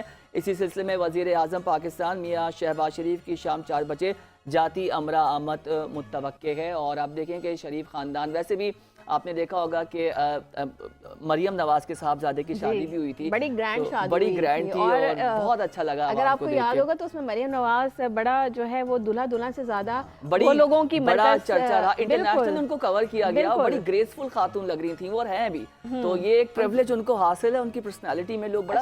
ایک بات ہے ویسے اسپیشلی کیونکہ خواتین کے لیے کہ سردی، کیونکہ سمرز میں جب شادی ہوتی ہے تو ہمیں بڑی پریشانی ہوتی ہے کیونکہ ظاہر ہمیں میک اپ ہوتا ہے تو وہ سویٹنگ اور یہ وہ سارا، لیکن ونٹرز میں ہمیں بڑا مزہ آتا ہے کیونکہ یہ سارے ٹینشنز نہیں ہوتے کہ سردی ہے تو ہمارا میک اپ بھی اچھے سے ہوگا اور وہ سویٹنگ نہیں ہوگی تو میک اپ خراب نہیں ہوگا. لائٹر نوٹ پہ ایک سوال ہے ناظرین، وہ مجھے لگتا ہے کہ بہت سارے لوگوں کے دماغوں میں ہوگا. ثنا میں آپ سے کرتا ہوں، ٹھیک ہے؟ یہ ہماری جو سی ایم پنجاب ہیں ماشاءاللہ بہت خوبصورت ہیں، ان کا بڑا شمار ہوتا ہے خوبصورت خواتین میں اور لوگ ان کی خوبصورتی کے بھی چرچے کرتے ہیں. میں نے سنا یہ کیا کھاتی ہیں، کیا لگاتی ہیں کہ لوگ کہتے ہیں ان کی اسکن بڑی پیاری ہے، یہ خود بھی بڑی گریسفل لگتی ہیں اور ماشاءاللہ نانی بھی ہیں اور اتنی ایج بھی ہے اور اب سی ایم ہے ہمارے پنجاب کی. تو آپ کو کیا لگتا ہے کہ کیا ہے ان کے پاس ایسا کوئی میجک واجک ہے کچھ؟ نہیں، ایک تو یہ کہ ان کا تعلق پنجاب سے، ٹھیک ہے، تو اسکن ان کی ماشاءاللہ بڑی، کیونکہ پنجاب سائڈ پہ اگر آپ دیکھیں تو پولوشن کی بہت زیادہ کمی ہے، وہاں پولوشن اتنا نہیں ہے. تو اور خواتین ان کی اسکن تو بہت خراب ہے ابھی. نہیں تو اللہ نے ان کو خوبصورت بھی بنایا ہے، اللہ تعالیٰ نے ان کو قدرتی طور پہ خوبصورت بنایا ہے. پلس ظاہر سی بات ہے ان کی ڈائٹ اچھی ہوگی، وہ آپ کی ہماری طرح ایک نارمل خاتون نہیں ہے نا، مطلب میں خاتون ہوں، ایک جنرل خواتین نہیں ہے تو لیکن اس میں کوئی دو رائے نہیں کہ بڑی خوبصورت خاتون ہیں، ان کی اسکن ماشاءاللہ بہت گلوئی ہے اور ہم بھی بڑا رش کرتے ہیں کہ یار ایسی اسکن ہونی چاہیے. اچھا ایک اور سوال ہے کہ سردیوں میں خواتین جو سوال کرنے سارے خواتین سردیوں میں اتنے فینسی کپڑے پہن لیتی ہیں اور سردی بھی نہیں لگ رہی ہوتی، ان کو کیا معاملہ ہے یہ بتائیں؟ کہ بس تیار ہونا ہے، ہم نے بس ریڈی ہو جانا ہے. فیشن کے مارے ہم فیشن کے مارے ہیں. اور ہاں شادیوں کے حوالے سے ہم بات کر رہے تھے اور میرا بڑا بنیادی سوال تھا کہ اب ٹھنڈ ہے اور ہم یہ اپنے سراؤنڈنگ میں دیکھ رہے ہوتے ہیں، اپنی فیملیز میں دیکھ رہے ہوتے ہیں، خواتین اتنے فینسی کپڑے پہن کے نکل جاتی ہیں، ان کو ٹھنڈ نہیں لگ رہی ہوتی ثنا؟ مطلب تیاری کے چکر میں اور کپڑوں کے چکر میں آپ جو ہے صحت کا بھی جو ہے اس پہ بھی کمپرومائز کر رہے ہیں. دیکھیں ٹھنڈ لگتی ہے، کیوں نہیں لگتی؟ جب سردی ہوتی ہے تو ٹھنڈ بھی لگتی ہے، لیکن کیا کریں، جب زیادہ سردی ہوگی زیادہ ٹھنڈ لگے گی، کم سردی ہوگی تو کم ٹھنڈ لگے گی. نہیں کہ جی اپنی طبیعت کا خیال نہیں کرتے، ہاں تھوڑا سا ہم کیئرلیس ہوتے ہیں اس حوالے سے، لیکن وہ اتنی تیاریاں کی ہوتی ہیں جی وہ خراب لگے گی کپڑے. بالکل اتنی محنت سے کپڑے بنوائے، اتنے ڈیزائنر سے کپڑے لیے ہیں اور شال نہیں پہننی، وہ کام چھپ جائے گا. آپ دیکھیں حالات چیک کریں آپ. تو آپ ایک بات سنیں تو پھر اتنی محنت ہم کیوں کرتے ہیں؟ اتنے ہم اس پہ کام بھی کروائیں اور اتنے اچھے اچھے ڈریسز ڈیزائن کریں اور پھر ایک تھیم ہوتی ہے اس کو فالو کر رہے ہوتے ہیں، تو آپ کیا چاہ رہے ہیں؟ مطلب ہم اس پہ شال اوڑھ کے سویٹرز پہن ہم لوگ کا کے تو پورا سسٹم اتنا اچھا ہے کہ شال بھی ڈال لی، جیکٹ بھی ڈال لی، اور کپڑوں کا بھی ایشو نہیں ہے کہ 3 4 جوڑوں میں بھی آپ پورا سال کھیل سکتے ہیں، تو مردوں میں تو مسائل نہیں ہیں اتنے. تو ظاہر سی بات ہے خواتین کی 10,000 لوازمات ہوتی ہیں، پھر بولتے ہیں مہنگائی ہو گئی ہے، میک اپ مہنگا ہو رہا ہے. میک اپ مہنگا اس لیے ہو رہا ہے کہ آپ لوگ کنزیوم بہت کر رہے ہیں نا، ہم نہیں کریں میک اپ. تو اب یہ تو آپ کپڑوں پہ تھے، کپڑوں سے آپ میک اپ اب پہ کیسے سنا آ نے گئے؟ جو ایکسپریشنز دیے نا یوں کر کے، یہ میک اپ کی بات کہاں سے آ گئی بیچ میں؟ کیونکہ کپڑوں پہ تھے نا، اب ابھی کپڑوں پہ رہے ہیں آپ تو کے، بس یہی ہے ٹھنڈ نا لگتی کہ ہے. لیکن بہرحال ہم ایک ظاہر سی بات ہے تیاری کی ہوتی ہے، بڑی پلاننگ سے کپڑے بنائے گئے ہوتے ہیں، اور اسپیشلی جو گھر کی شادی اسپیشلی آپ کی بھائی کی یا بہن کی ہوتی ہے، تو پھر جو گھر میں جو جتنی بھی بہنیں ہوتی ہیں، جو کازنس ہوتی ہیں، وہ سب کی ایک تھیم بنی ہوئی ہوتی ہے کہ ہم نے ایک جیسے کپڑے بنانے ہیں ڈفرینٹ کلر کمبینیشن کے ساتھ. تو وہ اتنی جب تیاری کی ہے تو آپ سویٹر سے اور شال سے کور کر کے تو ظاہر کریں. یہ آرگومنٹ آپ کے جو ہے وہ اگری کر گئی ہیں، آپ سمجھ لیں جیت گئی ہیں اس آرگومنٹ سے. میں اس کو ڈس اگری کر واٹر گیا ہوں. کولر میرا ہوا. ہاں اب واٹر کولر آپ کا ہوا. آگے بڑھتے ہیں. اب ہمارے پاس جو اگلی خبریں ہیں وہ ہیں کھیلوں کے میدان سے. ناظرین بہت بڑے ایونٹس ہونے جا رہے ہیں. سپورٹس کی بات کریں، کرکٹ کی بات کریں اور چیمپئن ٹرافی کی بات کریں، اس پہ بہت کچھ ہوا. ہم نے یہ بھی دیکھا کہ شیڈیول آنے سے پہلے ڈسکشن ہوا کہ وینیوز کیا کیا ہوں گے اور کیا کیا نہیں ہوں گے. بہرحال اب چیزیں ساری فائنلائز ہو چکی ہیں. کیا کہیں گی سنا اس پہ آپ؟ بالکل، شیڈیول بھی جاری ہو گیا ہے اور 19 فروری سے میچز کا آغاز ہوگا. ناظرین آپ کو بتائیں کہ آئی سی سی نے چیمپئنز ٹرافی کے شیڈیول کا اعلان کر دیا ہے. آئی سی سی چیمپئنز ٹرافی کا افتتاحی میچ 19 فروری کو کراچی میں کھیلا جائے گا، اور یہ جو پہلا میچ ہوگا افتتاحی میچ وہ پاکستان اور نیوزی لینڈ کے درمیان کھیلا جائے گا. اچھا، 9 مارچ تک چیمپئنز ٹرافی جاری رہے گی. چیمپئنز ٹرافی میں 8 ممالک کے درمیان 15 میچز کھیلے جائیں گے. اسی حوالے سے بات کرنے کے لیے ہمارے ساتھ ٹیلی فون لائن پر موجود ہیں اسپورٹس جرنلسٹ ہیں آصف خان. ان سے بات کرتے ہیں. السلام علیکم Asif Khan, and very good morning to you. کیسے مزاج ہیں آپ کے؟ وعلیکم السلام ثنا، اور میں مزاج میرے بہت اچھے ہیں الحمدللہ. ٹھیک ہے آصف، یہ بتائیے گا کہ آئی سی سی نے بالآخر شیڈیول کا اعلان کر دیا ہے، تو اس کی پہلے تو تھوڑی سی ڈیٹیلز بتائیے، پھر ہم دوسرے مدعے پہ بھی بات کریں گے. آپ کے کانوں تک بھی بات آئی ہوگی کہ جو آئی سی سی کو اور جو بھارت کی غنڈہ گردی ہے اس کے اوپر جو ہے برٹش نیوز پیپر میں کافی کچھ جو ہے گرما گرمی ہمیں دیکھنے کو ملی. اس پہ بھی بات کریں گے. پہلے ذرا شیڈیول پہ بات کر لیتے ہیں. یہ بتائیے گا کہ جو شیڈیول جاری ہوا ہے اس کی تفصیلات تھوڑا سا ہمارے ناظرین کے لیے بتا دیجیے. یہ پاکستان کے 3 شہروں میں مقابلے ہوں گے اور دبئی میں مقابلے ہوں گے. ٹوٹل 15 میچز ہیں جو فروری کی تاریخ کو شروع ہوں گے اور 9 مارچ تک جائے گا. فروری کی 19 سے شروع ہوگا، 9 مارچ تک جائیں گے. اور اس میں انڈیا پاکستان کا جو مقابلہ ہے جس کی وجہ سے سارا معاملہ گڑبڑ تھا یا تعطل کا شکار تھا، وہ 23 فروری کو ہوگا دبئی میں. اور انڈیا اپنے تمام میچز دبئی میں کھیلے گا جس طرح آپ کو معلوم ہے. اور باقی جو ٹیمز ہیں وہ پاکستان کے دیگر شہروں میں اور دبئی میں جائیں گی میچ کھیلنے. ٹیمز جو اس میں ہیں وہ 8 ٹیمیں ہیں، اور 8 ٹیمز جو آنے کا طریقہ ہے وہ جو ٹاپ رینک ٹیم ہوتی ہیں ایک خاص وقت تک وہ ان کو لیا جاتا ہے. اور یہ پاکستان کو جو رائٹس ملے تھے آئی سی سی چیمپئنز ٹرافی کے وہ 2021 میں آئی سی سی نے دیے تھے. اور یہ پاکستان جو آئی سی سی ایونٹ پاکستان کرنے جا رہا ہے یہ 28 برس کے بعد کر رہا ہے. 1996 میں آخری دفعہ پاکستان نے آئی سی سی ایونٹ کیا تھا. تو پاکستان کی بہت بڑی کامیابی اس کو کہا جانا چاہیے. اور پاکستان کے چیئرمین جتنے بھی آئے، پیچھے آنے والے چیئرمین نے بھی یقیناً اس میں کام کیا ہوگا، لیکن محسن نقوی صاحب کیونکہ فرنٹ پر ہیں اس وقت تو انہوں نے بھی کام یقیناً کیا ہوگا، ان کی ٹیم نے بھی کام کیا ہوگا، جس کی وجہ سے پاکستان یہ رائٹ لینے میں کامیاب ہوا. اب اس میں باقی چیزیں دیکھنے والی ہیں. اب ایونٹ شروع ہوگا جب ہمارے اسٹیڈیم کی تعمیر سے گزر رہے ہیں. کراچی کا اسٹیڈیم ہے، پنڈی کا اسٹیڈیم ہے، لاہور کا اسٹیڈیم ہے. تمام ہی اسٹیڈیم ہمارے زیر تعمیر ہے. ابھی تھوڑا سا تزئین و آرائش کا کام ہے جو کہ جنوری تک انشاءاللہ ختم ہو جائے گا. جی اچھا آصف صاحب، ایک بڑی خوشائن بات ہے، ہم شیڈیول دیکھ رہے تھے اور اچھا بھی محسوس ہوا دیکھ کے کہ پہلا میچ کراچی سے کھیلا جائے گا اور 9 مارچ کو فائنل ہوگا لاہور میں. لیکن ایک کنڈیشن عائد کر دی گئی ہے، اگر جی بھارت فائنل میں آتا ہے تو وینیو دبئی ہوگا. اس سے کیا پیغام دیا دنیا کو بھارت نے؟ پیغام انہوں نے یہ دیا ہے کہ ہم سب سے مضبوط کرکٹ بورڈ ہیں اور تمام کرکٹ بورڈ ہمارے آگے کچھ نہیں ہے، اور پیغام بڑا واضح ہے، لیکن اس میں تمام کرکٹ بورڈ کا قصور میں سمجھتا ہوں۔ اگر بھارت مضبوط ہے تو اس کا مطلب ہے پھر یہ تسلیم آپ سارے کرکٹ بورڈ کر لیں کہ ہم کمزور ہیں۔ پہلے اپنی کمزوری آپ جانیے، اس کے بعد اپنی مضبوطی، دوسرے کی مضبوطی جانیے۔ مضبوطی کی بہت ساری وجوہات ہیں بھارت کی۔ اگر وہ مضبوط ہیں تو پیسے کے اعتبار سے ہیں، کیونکہ ان کا کرکٹ بورڈ تقریباً 600 ارب ان کے بینک اکاؤنٹ میں پڑے ہوتے ہیں۔ اس کے علاوہ آئی پی ایل کا آکشن ابھی انہوں نے جدہ میں کیا، جو تقریباً 500-550 ارب کا انہوں نے آکشن کیا تھا۔ They are the most lucrative cricket board, اس میں کوئی شک کی بات نہیں ہے۔ اگر وہ مضبوط ہے تو اس کا مطلب ہے کہ آپ کمزور ہیں۔ تو بھارت کی عزت کیا رہ جائے گی اگر فائنل میں وہ نہ پہنچے؟ تو یہ جو کنڈیشن لگائی تھی یہ تو اس طرح سے لگائی ہے جیسے ان کا بھی پتا گیا ہے کہ جی ہم فائنلسٹ ہیں اور ہم جیتیں گے، تو آپ کی مارکیٹ میں اور دنیا میں کیا امیج رہ جائے گا اس کنڈیشن کے آگے؟ نہیں، میں اس پہ بات کرنے والا کوئی نہیں ہوتا نا، کہ عزت ذلت تو نہیں ہے، کرکٹ کے اندر نہیں ہوتی۔ نہیں آصف صاحب، بھارت نے ہمیشہ انا کا مسئلہ بنایا ہے نا، پاکستان کی جب بھی بات ہوتی ہے وہ انا کا مسئلہ بنا لیتے ہیں۔ تو پاکستان کمزور ہے پھر، یہ آپ کہہ رہے ہیں نا؟ نہیں، پاکستان مان بھی تو جاتا ہے ان کی ہر بات، تو پاکستان میں بھی کمزوری ہے۔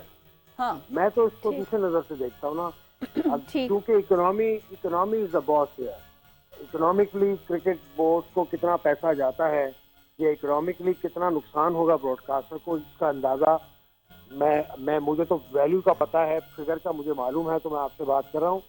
300 بلین، بی فار بلین، ارب، 300 ارب ڈالر کی ڈیل ہے ڈزنی اسٹار کی اور آئی سی سی کی، یہ پورے میچز دکھانے کی ڈیل، پورے میچز سے مطلب 2031 تک کی۔ تو جہاں 300 بلین ڈالر انوالو ہو تو وہاں پر پیسے، اور آپ کا cricket board, Pakistan cricket board کی میں بات اگر کر لوں تو پاکستان کرکٹ بورڈ کے پاس کوئی کمائی کا ذریعہ نہیں ہے سوائے آئی پی ایل اور سوائے پی ایس ایل کے۔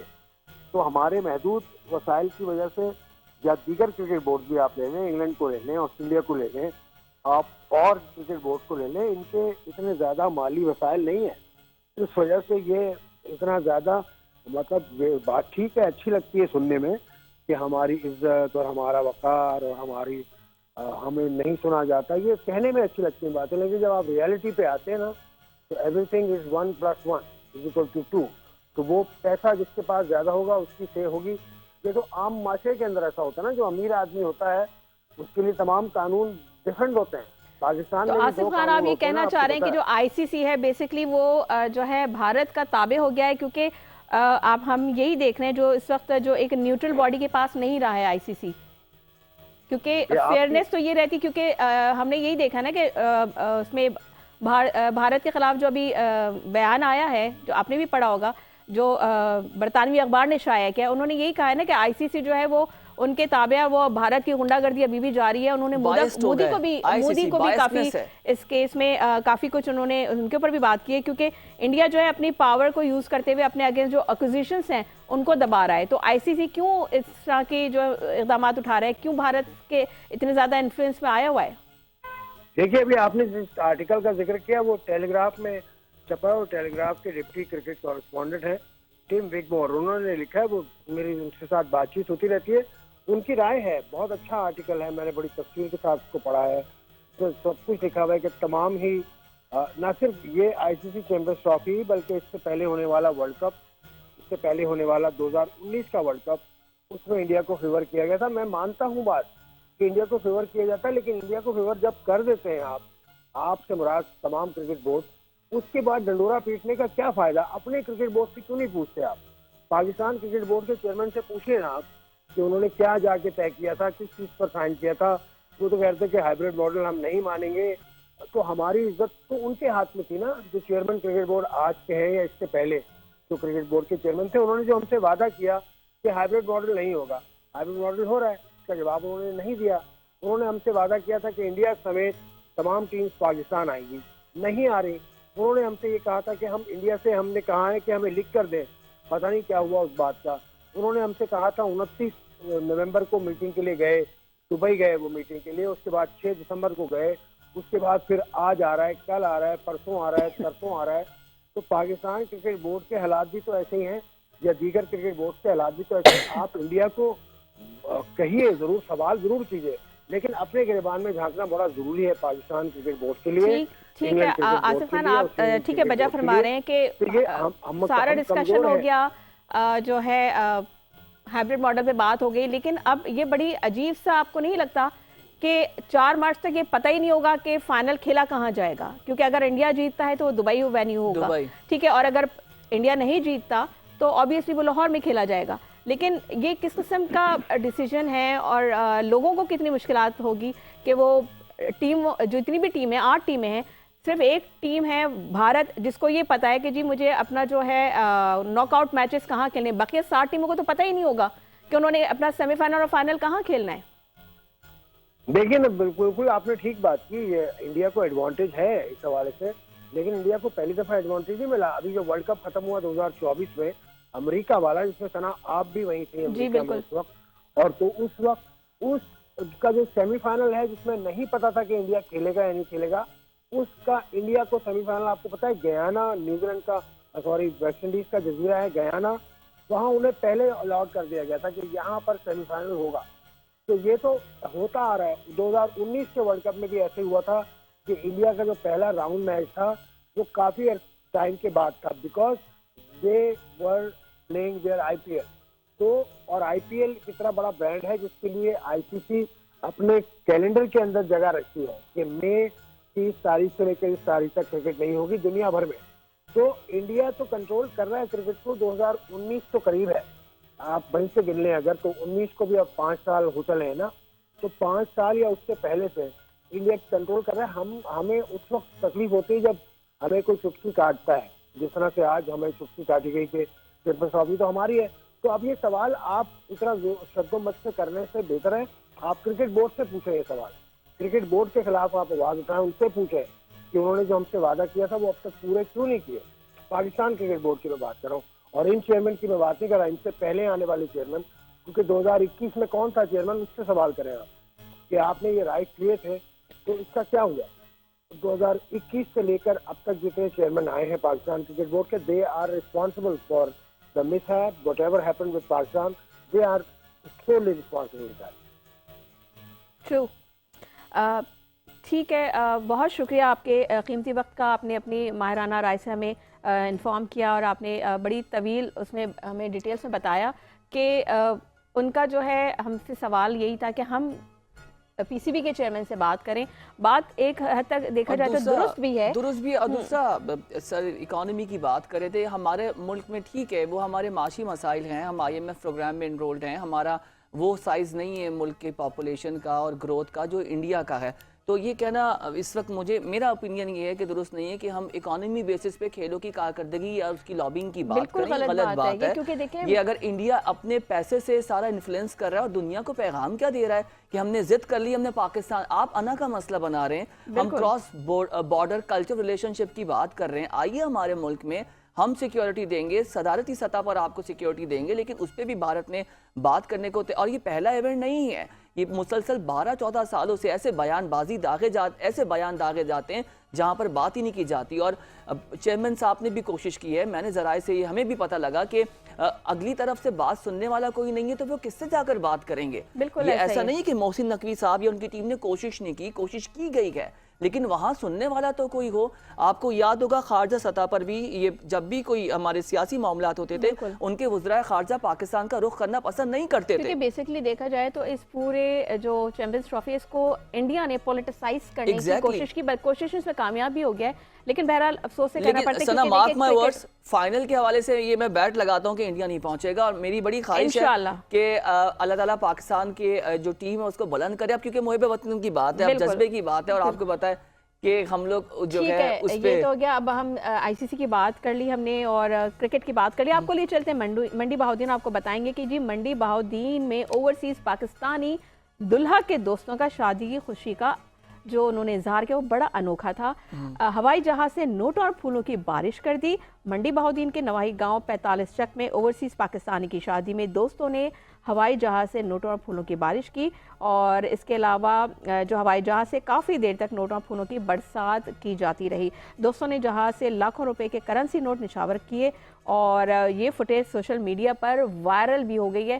بڑے زبردست دوست تھے جی، اور انہوں نے نوٹوں کی جو ہے फूल के हद तक तो समझ आता है, लेकिन नोटों की उन्होंने बारिश की, देखिए तो आप ये मनाज़िर बड़ा देखें मनाजिर भी देखें कि वो किस तरीके से तरह जहाज से इसको उन्होंने प्लान जो किया है गया वो है।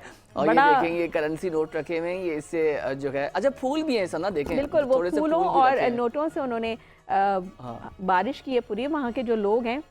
अब लोग अच्छा, सारे हमारे अवाम जमा हो गए होंगे पैसे पकड़ने के लिए, क्या मनाजिर आप देखें ना। और एक नए नए ट्रेंड्स मुतारिफ किए जा रहे हैं क्योंकि अटेंशन सीख करने के लिए, जिसमें से ये एक आया 2024 और का। मंडी बहाउद्दीन के हवाले से अगर बात की जाए तो उस हवाले उस जगह के लिहाज से तो बड़ा ही ठीक है। अच्छा, मुनफरद रिपोर्टर अंदाज ने था। हमें ज्वाइन किया है वहाँ से मंडी बहाउद्दीन से, इलियास हमारे रिपोर्टर है। इलियास अस्सलाम वालेकुम, गुड मॉर्निंग, बताइए क्या मामला है, कितने नोट निछावर किए गए हैं और आपने किस तरह कितने से जमा किए? इसको प्लान किया गया? जी जी सर, ये मंडी बहाउद्दीन का नवाही गांव है 45 चक। वहाँ एक नुमान चीमा है, शोबे के लिहाज से एडवोकेट थे, उनकी शादी बड़ी धूमधाम से की गई। नुमान अहमद एडवोकेट के भाई नवीद अहमद चीमा अरसा 20 साल से साउथ अफ्रीका में मुकीम है। ओवरसीज नवीद अहमद चीमा के भाई अपने स्पेशल शादी के लिए अपने मुल्क पाकिस्तान आए थे। नुमान अहमद चीमा के बड़े भाई नवीद अहमद चीमा और इनके दोस्तों ने हेलीकॉप्टर से मुल्की और गैर मुल्की करेंसी और फूलों के नोट निछावर किए। इनका तल्लक अगर तल्लक देखा जाए तो इनका एक जमींदार घराने से तल्लक है और इनका एक बड़े जमींदारों में इनका नाम शामिल होता है। बताया जाता है कि 100 एकड़ से ज्यादा इनकी अपनी जमीन है और अगर कारोबार के लिहाज से देखा जाए तो इनका एक अपना मैरिज हॉल है, शायद अपना खाद और बीज का गोदाम भी है।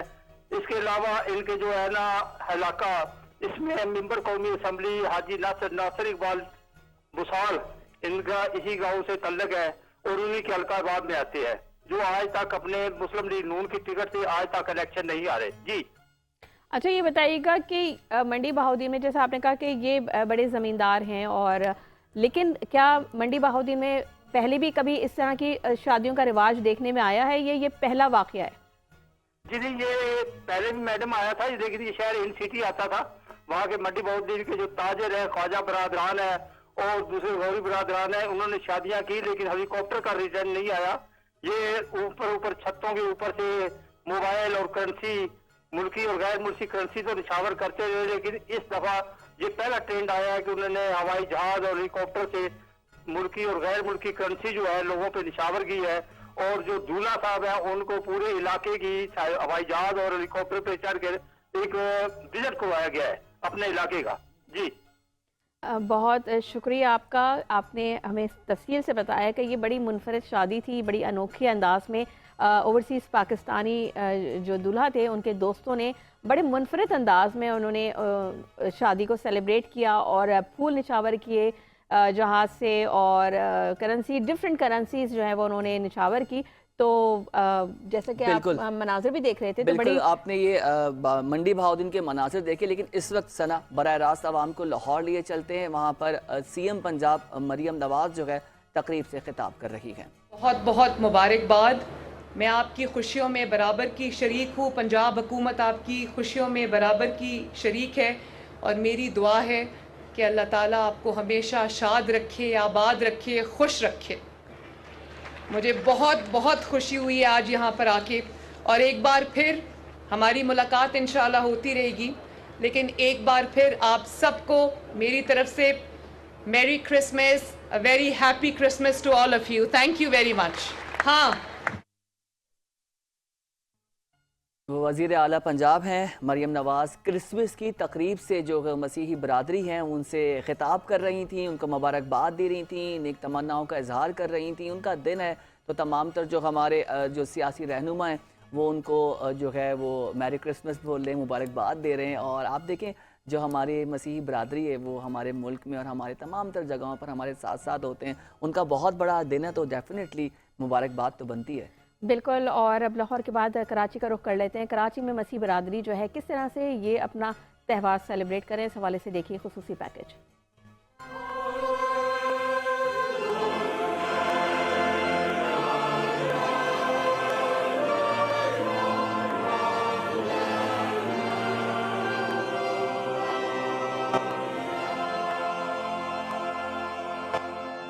दुनिया भर में मसीही बिरादरी आज क्रिसमस का त्यौहार मना रही है। गिरजाघरों में खुसूसी इबादत और दुआया तकरीबात का एहतमाम किया गया। वेटिकन सिटी के चर्च में दुआया तकरीब हुई, जहां पोप फ्रांस ने चर्च में खुसूसी दुआ करवाई। उधर तामीर नौ के बाद फ्रांस के मशहूर नोटरडेम गिरजाघर में 5.5 साल बाद क्रिसमस की दुआया तकरीब मुनक्किद हुई। दूसरी जानिब मिस्र के दारुल हुकूमत काहिरा की गलियों बाजारों में क्रिसमस के मौके पर रिवायती सजावट की गई, जबकि दुबई के विंटर फेस्टिवल में भी क्रिसमस का जश्न शुरू हो गया। इसके अलावा शाम में भी दमिश्क के गिरजाघर में दुआया तकरीब मुनक्किद हुई। लंदन में क्रिसमस की रिवायती गोश्त नीलामी में बड़ी तादाद में लोगों ने शिरकत की। गजा में जारी इसराइली मजालिम पर ईसाइयों के मुकद्दस शहर बैतुल लहम में मुसलसल दूसरे साल क्रिसमस का त्यौहार सादगी से मनाने का ऐलान किया गया। चर्च ऑफ नेटिविटी में क्रिसमस की शाम रिवायती देवहेकल क्रिसमस ट्री रंग बिरंगी रोशनियों के बगैर उतरी। पाकिस्तान में भी मसीही आज क्रिसमस का त्यौहार जोश और जज्बे के साथ मना रहे हैं। इस मौके पर सख्त सिक्योरिटी के इंतजामात किए गए। जी नाज़रीन, आपने देखा ये खुसूसी पैकेज क्रिसमस के हवाले से कराची में जो तकरीबात हुई, इस हवाले से आपने पैकेज मुलाज़ा फरमाया।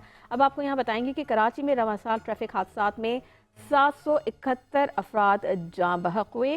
फलाही इदारे ने अदाद-ओ-शुमार जारी कर दिए हैं। कराची में रवां साल ट्रैफिक हादसात में होने वाली हलाकतों और ज़ख्मियों के अदाद-ओ-शुमार भी सामने आ गए हैं।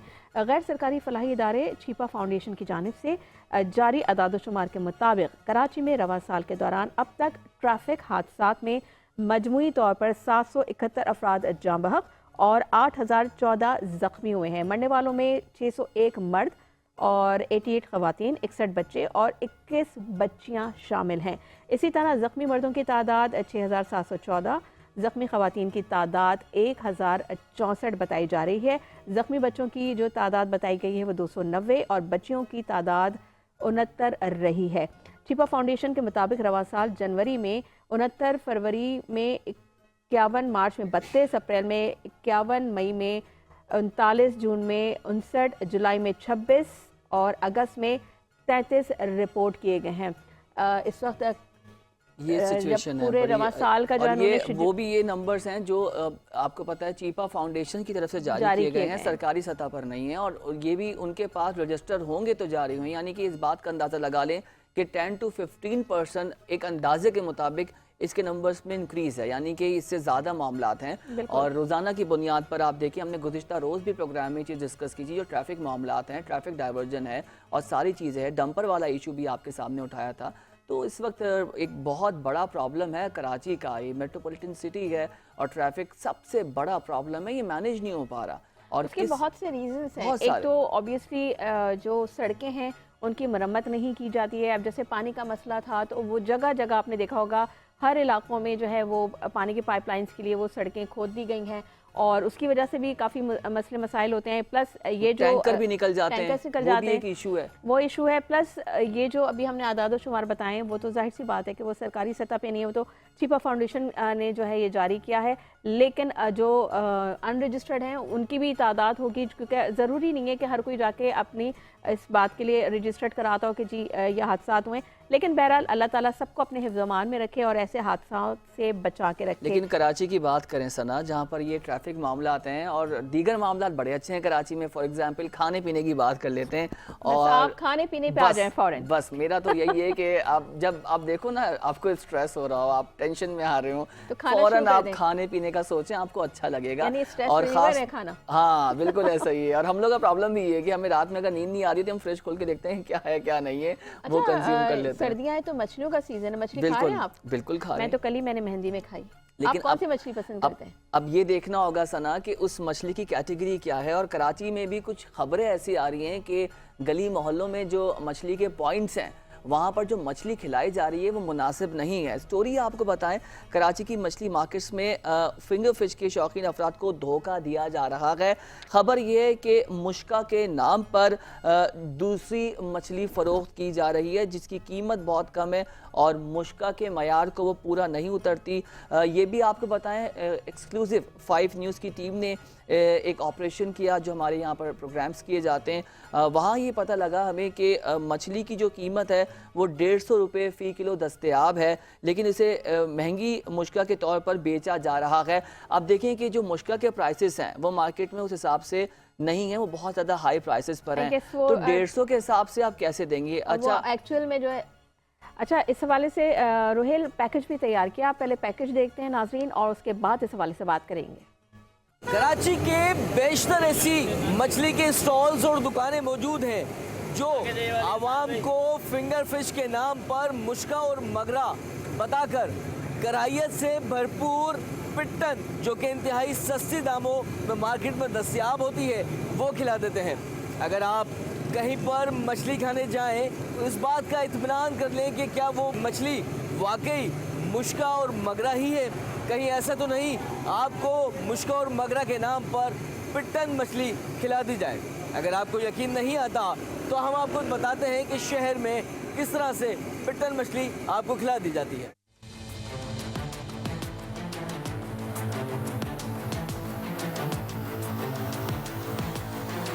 کیا آپ فنگر فش کھانے کے شوقین ہیں؟ اگر ہاں تو ہوشیار ہو جائیں، کیونکہ کراچی کی بیشتر مچھلی کی دکانوں اور سٹالز پر مشکا کے نام پر پٹن مچھلی فروخت کی جا رہی ہے۔ پٹن مچھلی جو کرائیت سے بھرپور ہونے کے باوجود مشکا جیسی مہنگی مچھلی کے معیار پر پورا نہیں اترتی، انتہائی کم قیمت پر دستیاب ہے۔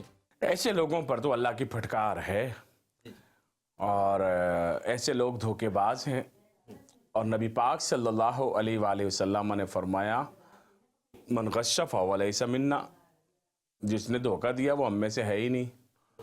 تو یہ دھوکے باز لوگ جو مسلمانوں کو لوٹنے کے لیے مہنگی چیز دکھا کر اور اس میں سستی چیز دے دیتے ہیں، تو ایسے لوگ جو ہے وہ یقیناً اپنے اوپر جہنم کو لازم کرتے ہیں، اور یہ بالکل حرام ہے اور ایسا بالکل نہیں کرنا چاہیے۔ جو لوگ ایسا کرتے ہیں ان کو توبہ کرنی چاہیے، اور کھانے والوں کو بھی جو ہے وہ اس میں احتیاط کرنی چاہیے کہ وہ کیا کھا رہے ہیں اور کس سے کھا رہے ہیں، اور یہ حلال اور حرام کی تمیز کے ساتھ ہمیشہ ایسی جگہ سے کھاؤ جہاں پر اعتماد ہو۔ 5 نیوز نے اس حوالے سے ایک اسٹنگ آپریشن کیا اور انکشاف کیا کہ فشری میں پٹن مچھلی 150 روپے فی کلو فروخت ہوتی ہے، جو دکانداروں کی جانب سے مہنگی مچھلیوں کے نام پر عوام کو دھوکے سے بیچی جا رہی ہے۔ ایک ہوتے گادم، ایک ہوتے چیتا، ایک ہوتے پاپڑی۔ ابھی آپ کو کون سا نسل چاہیے؟ بس مجھے فنگر کے لیے چاہیے، ہم نے 2 پیسے کمانے ہیں مارکیٹ کے لیے یار۔ آپ جو نا چیل لے لو، چیل فنگر کے لیے، ہاں وہ آپ کو سستا پڑے گا، اور وہ آپ کو 150 روپے 120 150 روپے میں پڑے گا۔ 4-5 باکس بک گیا پٹن کا۔ ارے وہ تو خالی فون کرو لے کے جاتے نہیں یار، یہ وہی فنگر ہی بنتا ہے نا، اس کو فنگر ہی بناتا ہے۔ یہ لوگ بھیجتے ہیں نا فنگر۔ تو کیا آپ واقعی وہی مچھلی کھا رہے ہیں جو آپ کے خیال میں ہے؟ یہ سوال آپ کو سوچنے پر مجبور کر سکتا ہے۔ کیمرہ مین عبدال الرحمان کے ساتھ یاسر حسین، 5 نیوز کراچی۔ ناظرین، اس وقت قائد اعظم کا 148واں یوم پیدائش کی تقریب جاری ہے بلوچستان میں، جہاں پہ وزیر اعلیٰ بلوچستان سرفراز بگٹی اس وقت قائد اعظم ریزیڈنسی میں تقریب سے خطاب کر رہے ہیں۔ آئیے آپ کو وہاں لیے چلتے ہیں۔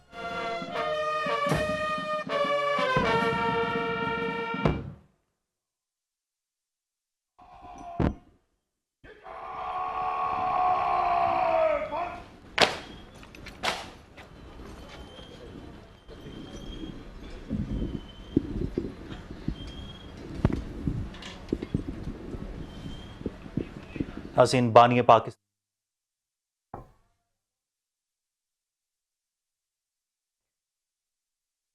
ناظرین، یہ براہ راست مناظر آپ دیکھ سکتے ہیں کہ بانی پاکستان قائد اعظم محمد علی جناح کا 148واں یوم پیدائش منایا جا رہا ہے، اور یہ بلوچستان سے براہ راست مناظر آپ ملاحظہ فرما رہے ہیں، جہاں پر وزیر اعلیٰ بلوچستان سرفراز بگٹی قائد اعظم ریزیڈنسی میں موجود ہیں، اور پروقار تقریب وہاں پہ جاری ہے۔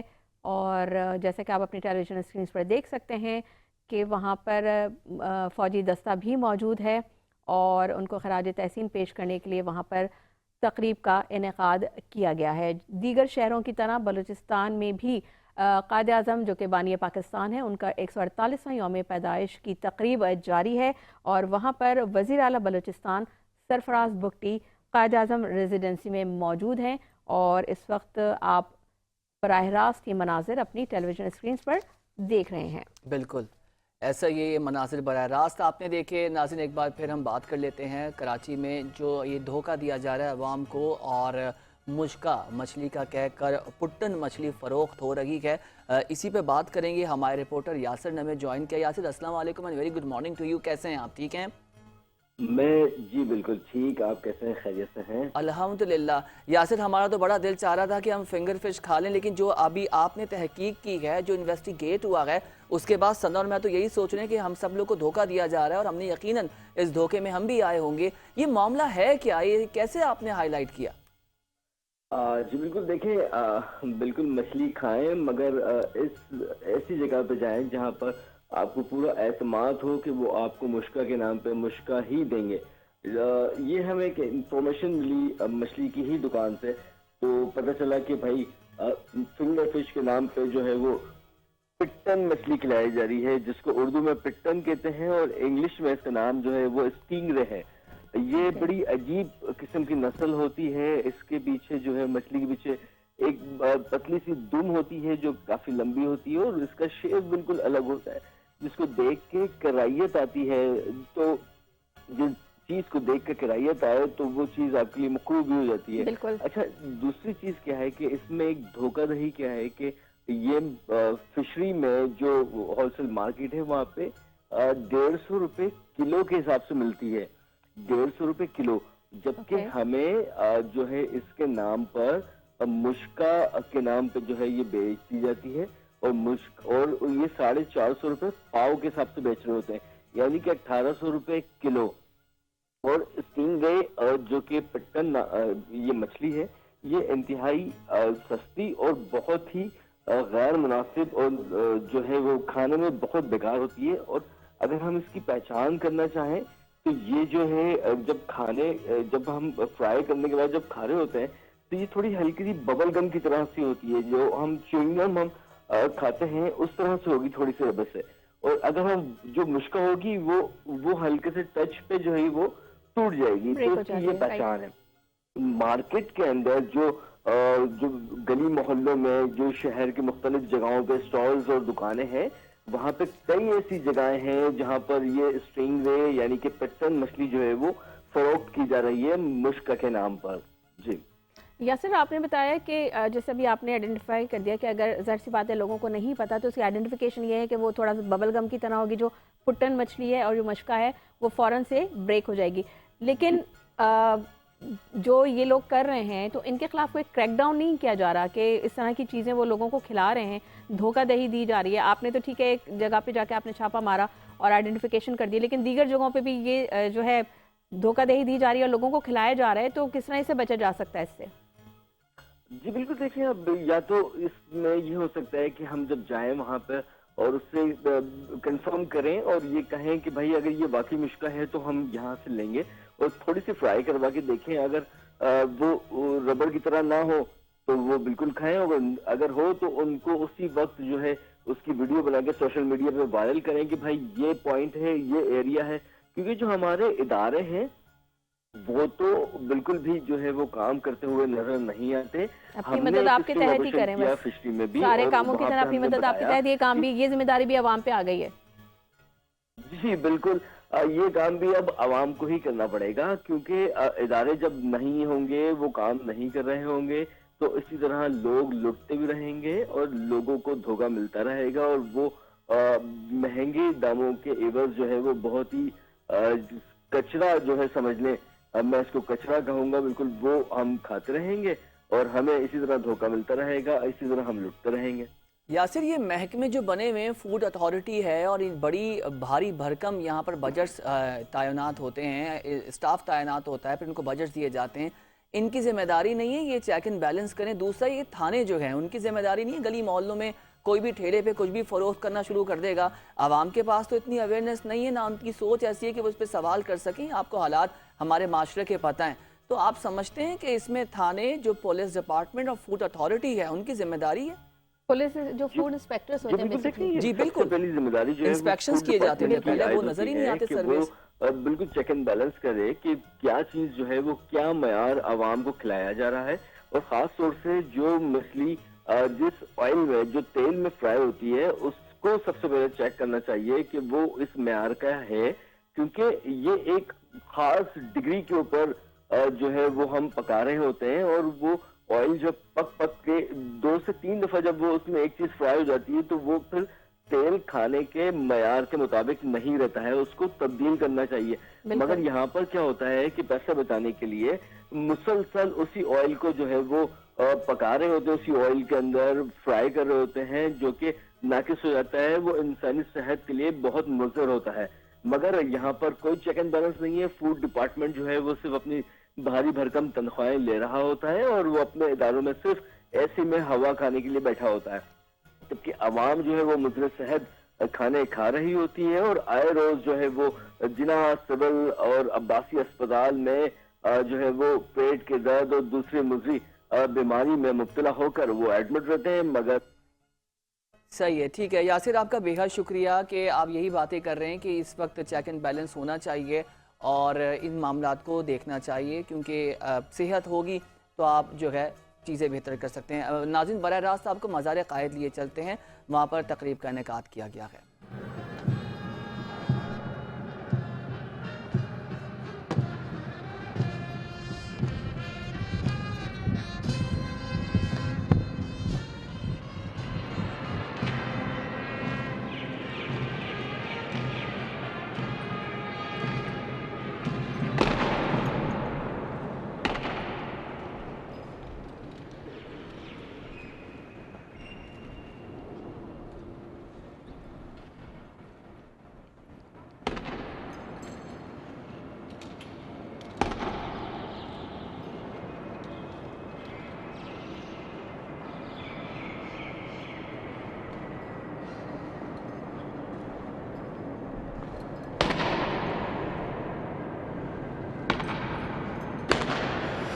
اعوذ باللہ من الشیطان الرجیم،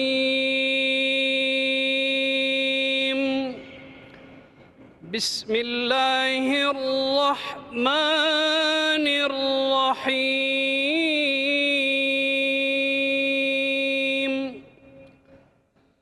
الحمد للہ رب العالمین،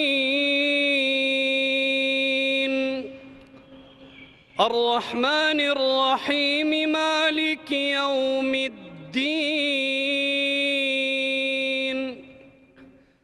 ایاک نعبد و ایاک نستعین، اہدنا الصراط المستقیم، صراط الذین انعمت علیہم، غیر المغضوب علیہم ولا الضالین،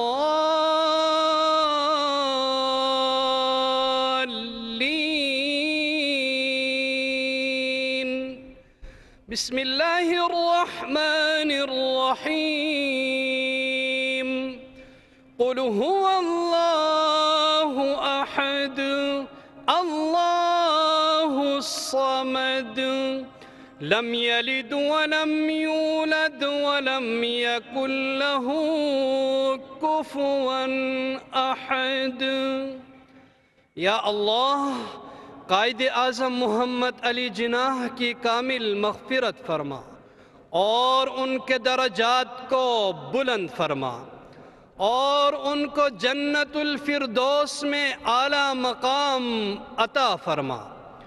قیام پاکستان کے لیے ان کی خدمات کو اپنی بارگاہ میں شرف قبولیت عطا فرما۔ پاکستان کو رہتی دنیا تک قائم و دائم فرما، وطن عزیز کو استحکام اور خوشحالی نصیب فرما، آمین۔